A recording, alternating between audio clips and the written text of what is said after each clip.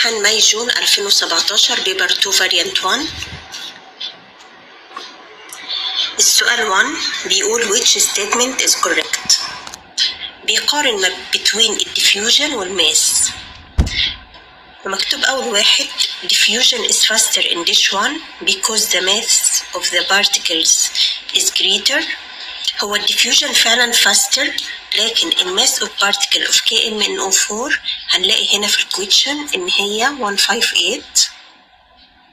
وبالنسبة لل K2CR2O7 الماس 294. يبقى أول واحدة الماس بتاعتها مش أكبر ولا حاجة، يبقى أول واحدة غلط. تاني حاجة الديفيوجن is faster in dish 2. طبعا الديفيوجن في dish 2 هنلاقي إن هو مش faster ولا حاجة، المسافة هنا قصيرة، يبقى دي كمان غلط. C diffusion is slower in dish 1. هنروح لديش 1 هنلاقي ان الديفيوجن هنا faster، يبقى غلط. diffusion is slower in dish 2. فعلا slower لان الماس of particles is greater. فعلا في dish 2 الماس of particle 294 greater than dish 1. يبقى اخر واحدة صح، يبقى answer D.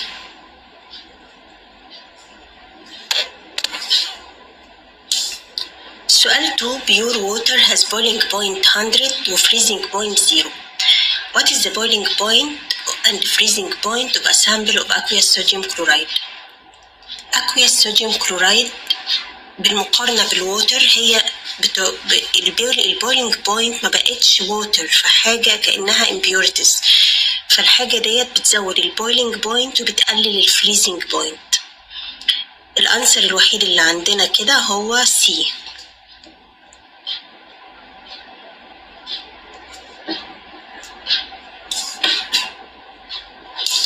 سؤال 3 طالب ال RF طالب السبوتس اللي عندها ال RF ب 0.6.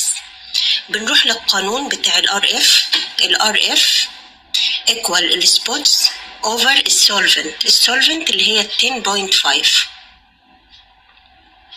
اللي هي المسافة between البيز لاين and solvent front.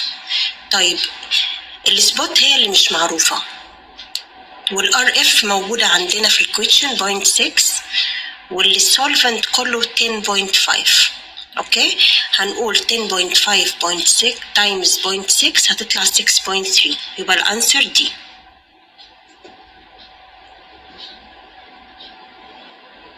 سؤال 4 بيقول sodium react with chlorine to form sodium chloride. الصوديوم موجود في جروب 1. بيقول ان الصوديوم اتوم فورم بوزيتيف ايونز. الصوديوم فورم بوزيتيف ايونز فعلا لانه لوز الكترونز، يبقى 1 صح. الصوديوم اتوم فورم نيجاتيف ايون غلط. الصوديوم اتوم جين الكترون غلط لان جروب 1 لوز الكترونز. الصوديوم اتوم لوز الكترون صح، يبقى 1 و 4 هي اللي صح، يبقى الانسر بي.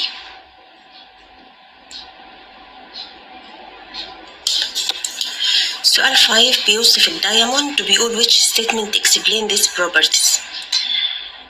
بيقول إن diamond is extremely hard. يا ترى ليه؟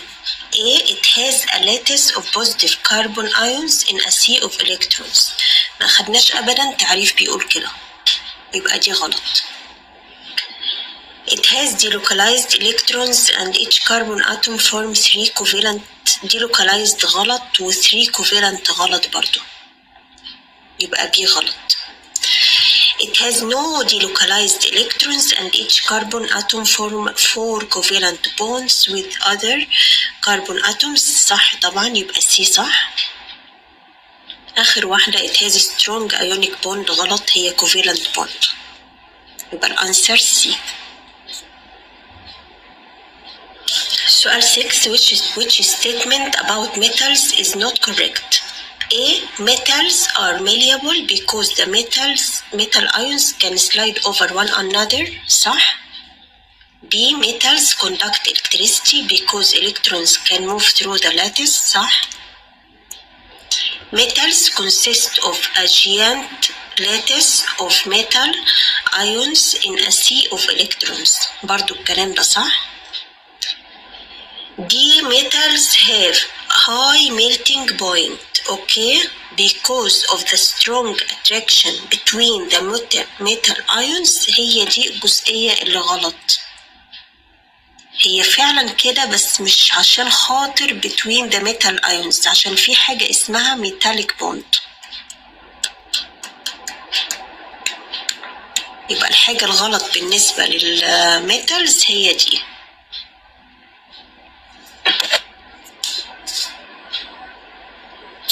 سؤال 7 عايز يعمل بالانس للإيكويشن ديت، مدينا x equal كام y و z. طيب هنبدأ بالفلورين. الفلورين عليه 2 F2 طلع بره ب3 بقى F3. يبقى نروح عند y ونكتب 3 ونروح عند z ونكتب 2 ونبدأ نحسب. الفلورين بقى كام في الليفت سايد؟ بقى 2 times 3 6، وفي الرايت سايد بقى كام؟ بقى 6. يبقى احنا كده مظبوط. طيب نروح للألمنيوم. الألمنيوم اتحط هنا 2، يبقى أكيد في الناحية التانية في الليفت سايد هيكون هنا كمان ايه؟ 2. يبقى الأنسر 2 3 2 يعني B.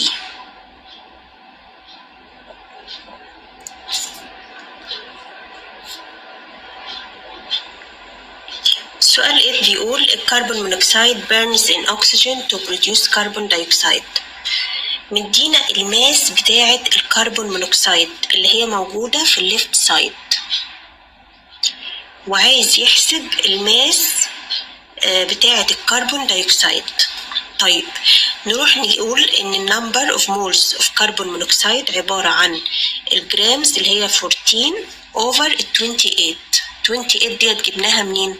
جبناها من الكربون 12 والاكسجين 16، يبقى 28. هيطلع الانسر 0.5. طيب النمبر اوف مولز اوف كربون مونوكسيد ب2 والكربون دايوكسيد ب2، يبقى معنى كده ان الكربون دايوكسيد ليها نفس النمبر اوف مولز اوف كربون مونوكسيد. يبقى ال 0.5 تتحط في معادلة الكربون دايوكسيد بتساوي الام اللي احنا عايزينها، الماس بتاعت الكربون دايوكسيد over 44. 44 دي عبارة عن 12 plus 16 plus 16 اللي هي بتاعت CO2. نقول 44 times 0.5 هتطلع 22، يبقى الانسر ايه؟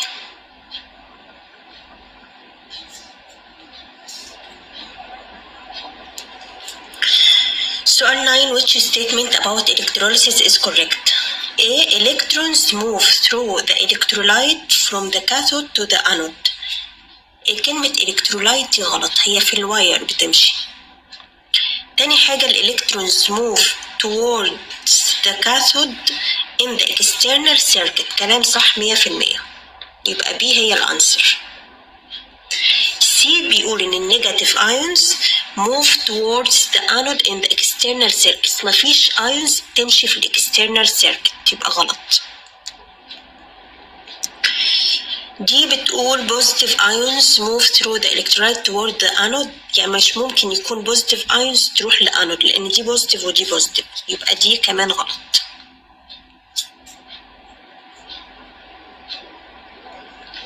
سؤال 10 مدينا reactivity series للعناصر مغنيسيوم زنك ايرون كوبر سيلفر بلاتينيوم. المغنيسيوم بيكون most reactive والبلاتينيوم بيكون least reactive. بيقول which pair of metals produce الهاي voltage. الهايست voltage بتكون بين two metals بينهم جاب كبيرة between الموست reactive والleast reactive. فالوحيد الميتال اللي هنا between اللي هو أكتر reactive المغنيسيوم والleast reactive هو البلاتينيوم، فهي دي اللي هيكون عندها highest voltage، يبقى الأنسر B.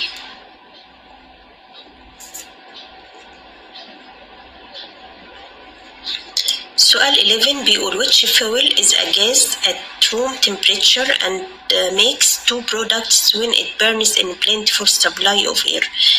مدينا هيدروجين ميثان اوكتان واكس، ومدينا الفورمولا ومدينا الميلتنج بوينت والبويلنج بوينت. هنستفاد ايه من الميلتنج والبويلنج بوينت دول؟ قال ان هو عند الروم تمبريتشر الهيدروجين بيكون نيجاتيف ونيجاتيف، يبقى معنى كده ان الاولاني ده جاز، التانية برضو في الميلتنج بوينت والبويلنج بوينت جاز،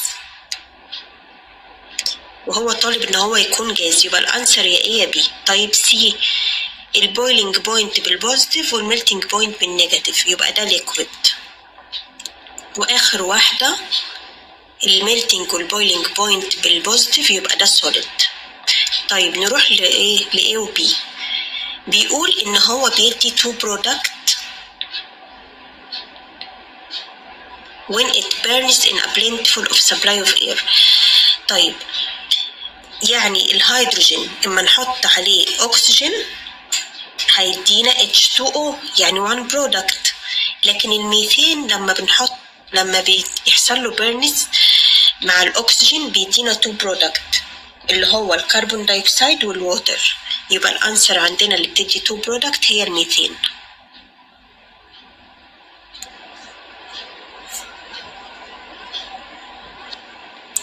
سؤال 12 which statement about exothermic and endothermic reaction are correct. طيب أول واحدة بيقول during an exothermic reaction heat is given out. فعلا الكلام ده فعلا صحيح. The temperature of an endothermic reaction goes up دي غلط، المفروض ان temperature absorbed، يبقى دي غلط. آخر واحدة ال burning methane in the air is an exothermic reaction صح، يبقى الأنسر 1 و 3 اللي هي C.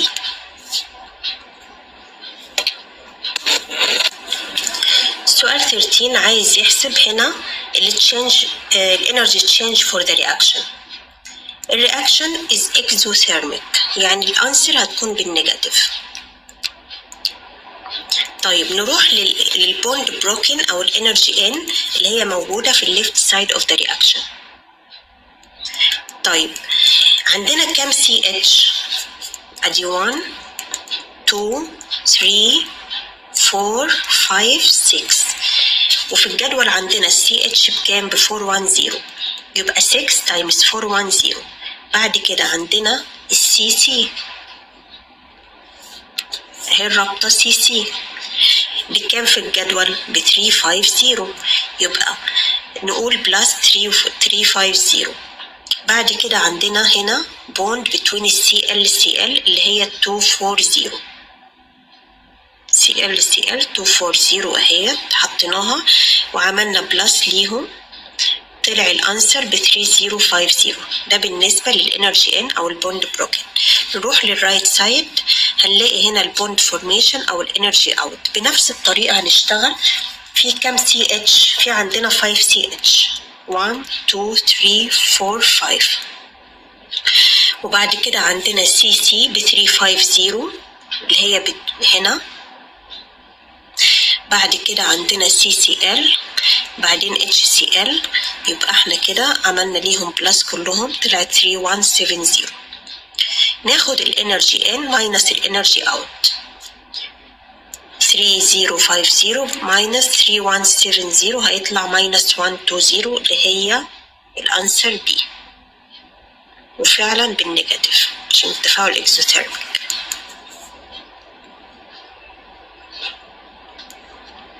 سؤال 14 when sulfur is heated it undergoes a change as it melts. نروح للجدول هنا بيقول ان هو chemical ولا physical.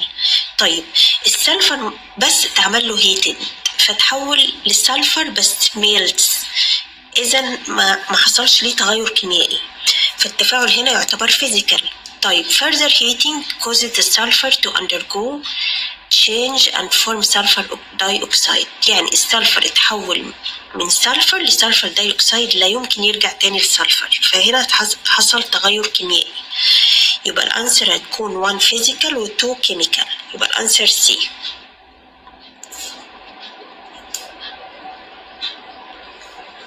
سؤال 15 بيقول which changes slow down the rate of reaction. عندنا في temperature و concentration of acid و surface area of marble chips. هو ده اسمه ماربل شيبس. السيرفيس اريا اهيت، وفي هنا دايليوت هيدروكلوريك اسيد وبيقول ان احنا التمبريتشر هيحصل فيها ايه، يعني هنزودها ولا هنقللها عشان نخلي التشينج يكون سلو داون. نخلي بالنا من كلمة سلو داون، يعني احنا عايزين الرياكشن يحصل ببطء. طيب اكيد الاسيد هيكون دايليوت، كل ما قللنا concentration of the acid كل ما الرياكشن هيكون slow down. طيب بالنسبة للماربل شيبس برضو السيرفيس اريا of ماربل شيبس كل ما قللناها برضو الرياكشن هيكون slow down. طيب بالنسبة للتمبريتشر أكيد كل ما قللنا التمبريتشر الرياكشن هيكون slow. فالأنسر هنا هتكون إيه؟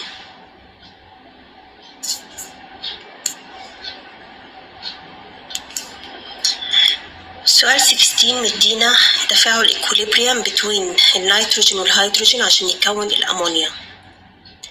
ايه بتقول the amount of ammonia remains constant from the moment the container is sealed.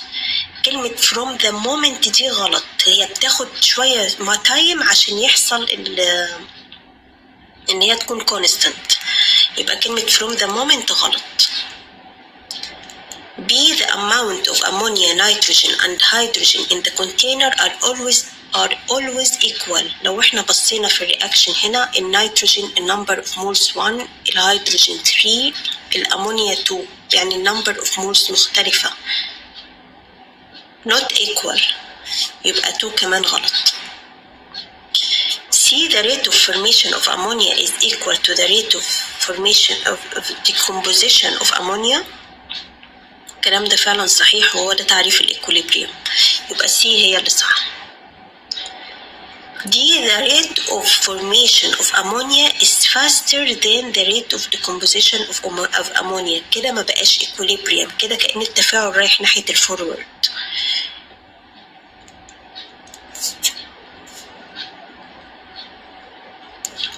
سؤال 17 which statement about the reaction عبارة عن التفاعل oxidation reduction reaction. طيب نروح على الجنب كده ونحط ZN كان 0 بقى ZN plus 2، معنى كده ان حصل له oxidation، يبقى ZN نفسه اسمه reducing agent. طيب CO2 بلس كانت 2 بلس اتحولت بقت CO0، يبقى حصل لها reduce أو reduction، ونفس الCO اسمها oxidizing agent. نروح للأنسر هنا اللي فيها ZN reducing agent، هنلاقي A و B غلط. طيب C و D صح ان هي reducing agent، لكن اللي بيحصل لها reduce الCO اللي بيحصل لها reduce هي D، يعني ZN is reducing agent and it reduces CO2 plus.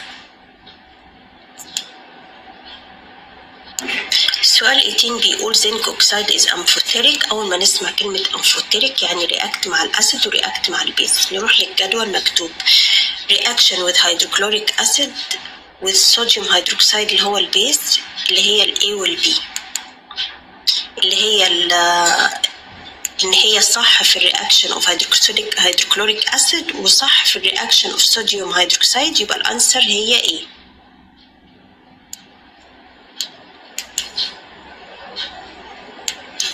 سؤال 19 بيقول الإيثانويك أسيد compared to hydrochloric acid.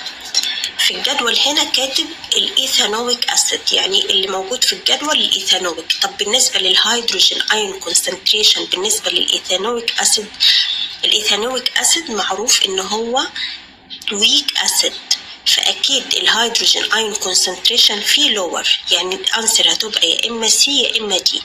طيب بالنسبة للبي اتش كل ما كان الأسيد ويك كل ما كان ليه هاي بي اتش، يبقى الأنسر عندنا C.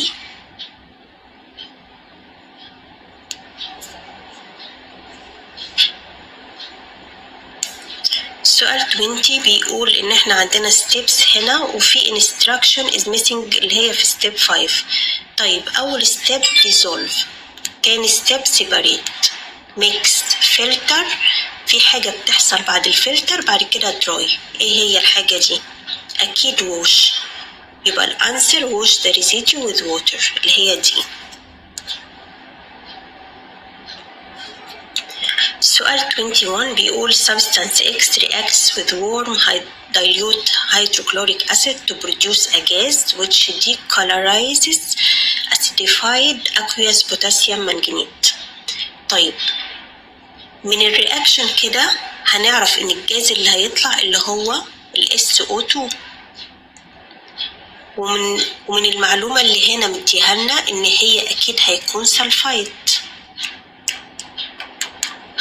طيب في الانسر عندنا 2 سلفايد، بوتاسيوم سلفايد وصوديوم سلفايد. انهي سلفايد فيهم؟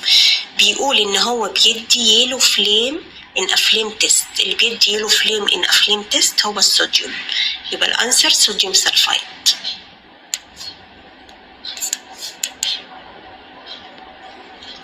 سؤال 22 which element is less reactive than the other members of its group in the periodic table؟ هنلاقي ان الاليمنتس اللي هو مديها لنا ديت الاستاتين، السيزيوم، الفلورين، الرابيديوم. لو بصينا في البريودك تيبل هنلاقي ان الاستاتين موجود في جروب 7 وهو اللي بيكون less reactive، لاننا ما بنمشي في جروب 7 من الاب تو داون الرياكتيفيتي، يبقى الانسر ايه.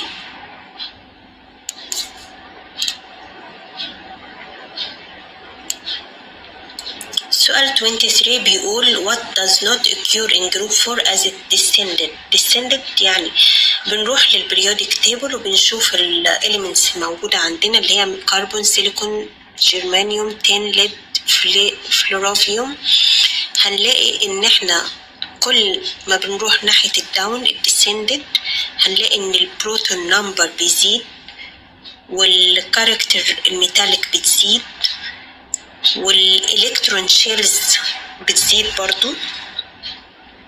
فهنلاقي ان في ايه the proton number of elements increase، صح. elements become more metallic برضو صح. elements have more electron in their outer shells هنا غلط، هي ليها equal electrons لانهم في السيم جروب، يبقى الانسر عندنا هي C.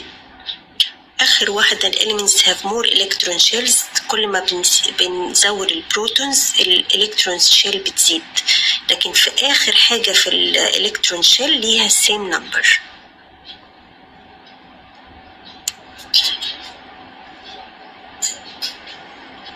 سؤال 24 مكتوب why are weather balloons sometimes filled with helium rather than hydrogen؟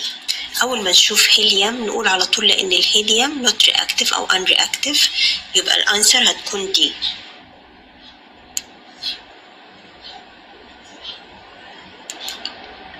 سؤال 25 metal X is added to a colorless solution of sulfate يعني Y sulfate، الX plus Y sulfate. الواي سلفيت بيقول إن هي colorless، فالبرودكت اللي طلع عبارة عن X سلفيت وبلس Y. نفهم كده إن الإكس more reactive than الواي لأنها السولت بتاع الواي سلفيت اتحول في البرودكت لإكس سلفيت، يبقى الإكس more reactive، يبقى الأنسر عندنا يا إما A يا إما B، يا إما A يا إما C، يا إما C. طيب X more reactive than Y. طيب بالنسبة للتايب of element أنهي فيهم transition element الإكس ولا الواي؟ طيب هنلاقي إن هي كان في الرياكتنت الواي سلفيت colorless، لكن في البرودكت الإكس سلفيت هي اللي هي colored، يعني معنى كده إن الإكس هي transition element، يبقى الأنسر هتكون إيه؟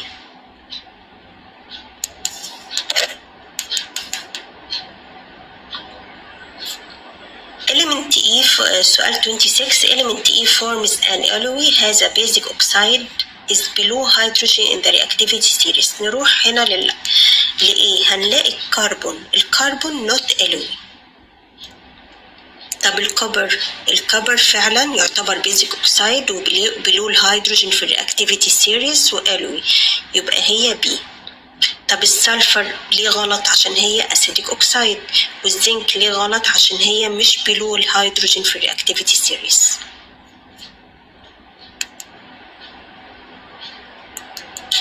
سؤال 27 بيقول ان الزنك ميتال extracted from its ore zinc blend بتشبه نفس عملية الاكستراكت ايرن from hematite، لكن في اختلاف هنا موجود مش بيحصل، يعني هم متفقين في الاكستراكشن الزنك بلند والهيماتايت، ما عدا حاجة واحدة بس غير متفقين فيها. يعني الزنك extraction different from iron extraction في ايه؟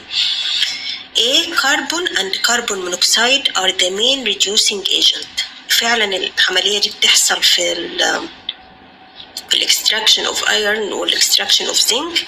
تاني حاجة الهوت air at the base of the furnace react with coke to keep the furnace hot، برضو بيحصل في الاتنين. C. The metal is removed as a vapor at the top of the furnace. الكلام ده فعلا بيحصل في الزنك، لكن مش بيحصل في الاكستراكشن اوف ايرون، لان الايرون بيطلع على شكل سوليد، يبقى هو ده الاختلاف الوحيد. واللي بعدها الميتال اوكسايد is added into the top of the furnace، بيحصل في الاتنين.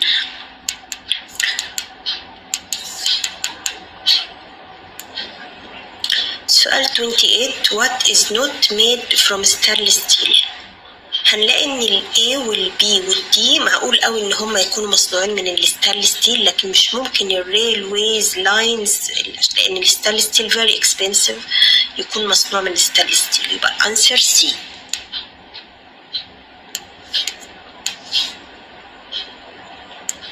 سؤال 29 for which uses is important for the water to have been treated؟ كلمة treated يعني لازم يكون الووتر بيور. هل شرط في 2 و 3 ان الووتر يكون بيور لما بنغسل السيارة او نروي الزرع؟ لا طبعا مش شرط، لكن في الكوكينج او في اللي هي boiling of egg لازم يكون الووتر treated، يبقى A only، يبقى 1 only، يبقى الانسر A.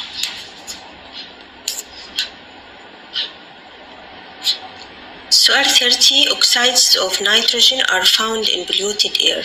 Which statement about oxides of nitrogen is correct?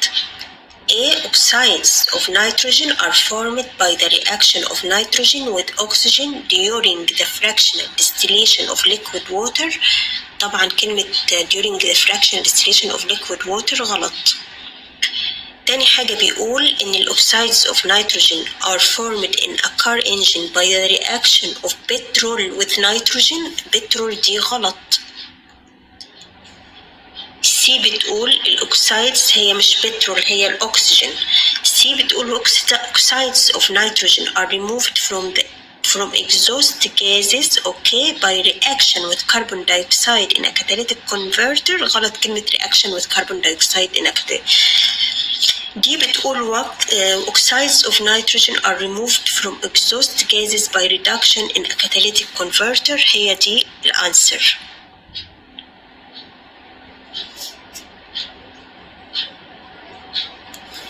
سؤال 31 بيقول photosynthesis and respiration are important natural processes. Which statement is correct؟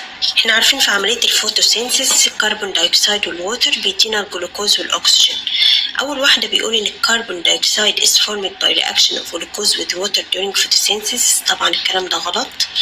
تاني حاجة الكربون دايوكسيد is removed from the air by respiration. غلط برضو. الجلوكوز react مع الووتر غلط. آخر واحدة اللي هي الفوتوسينثيس produces glucose and oxygen صح. الأنسر دي. سؤال 32 which row gives the conditions for the Haber process؟ Haber process يعني أكيد الكاتاليست Fe. طيب بقية الكونديشنز التمبريتشر لازم تكون 450 والبريشر 200، يبقى الأنسر C.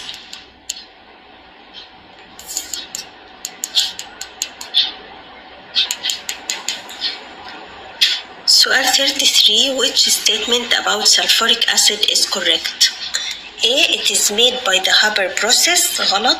الأمونيا هي made by it is made by the ammonia. يبقى A غلط.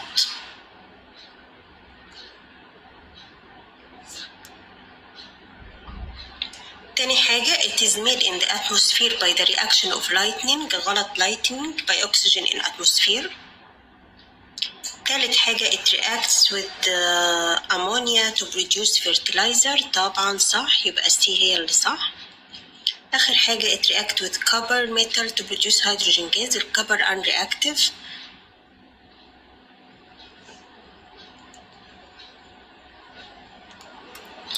سؤال 34. Which statement is not correct? A.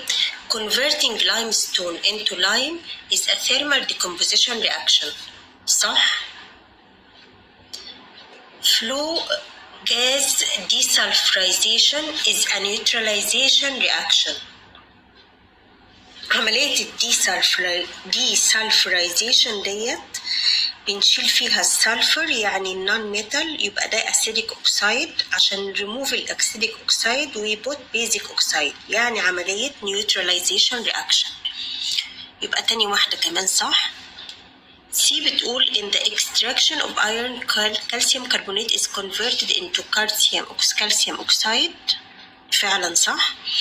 آخر حاجة slacked lime is added to soil as a fertilizer.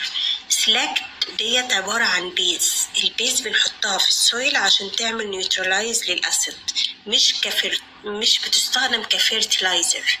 يبقى دي هي الحاجة اللي not correct.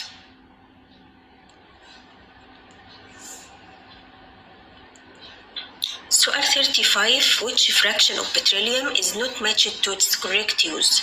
هنلاقي في A و B و D فعلا الفراكشن هي فعلا دي استخدمتها اليوز، لكن في C الكيروسين بيستخدم للجيتس مش بيستخدم في الفول for ships. يبقى C هي اللي not matched.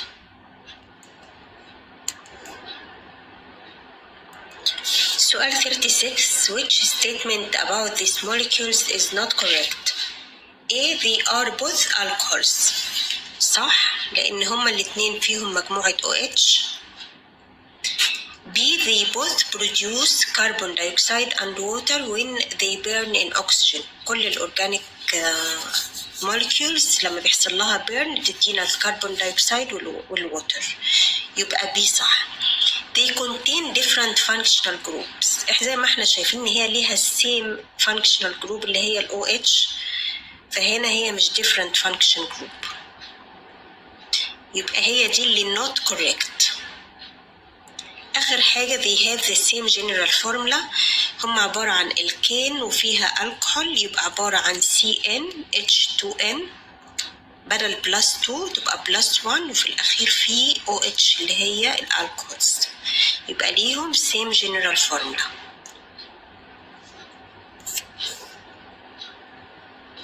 سؤال 37.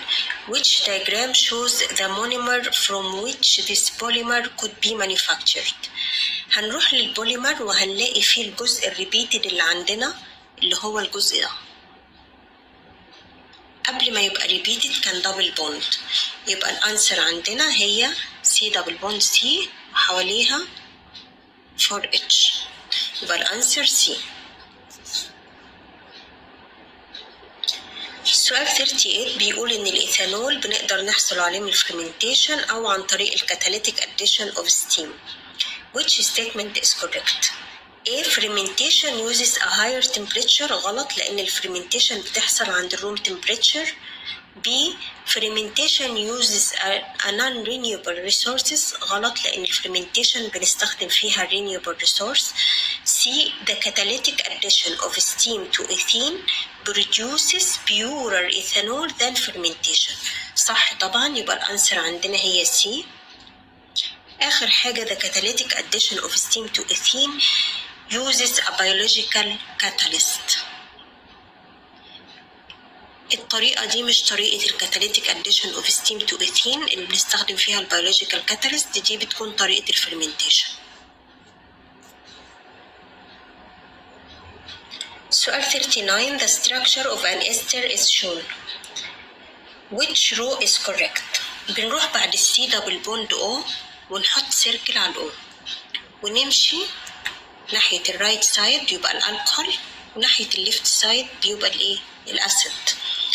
في هنا كام كربون؟ 1 يبقى ميث، يبقى هنا الألكحول اسمه ميثانول. طيب الناحية الليفت في كام كربون؟ ميثان، إيثان، بروبان، يبقى اسم الأسيد هنا بروبانويك أسيد.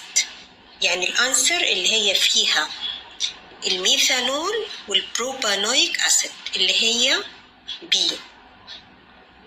طب يا ترى اسم الإستر إيه؟ اسم الإستر ميثايل بروبانويت، يبقى البي هي الأنسر.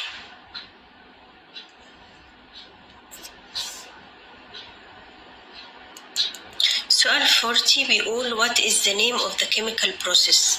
عشان الكيراتين chemically broken down to produce amino acids. الطريقة دي اسمها hydrolysis.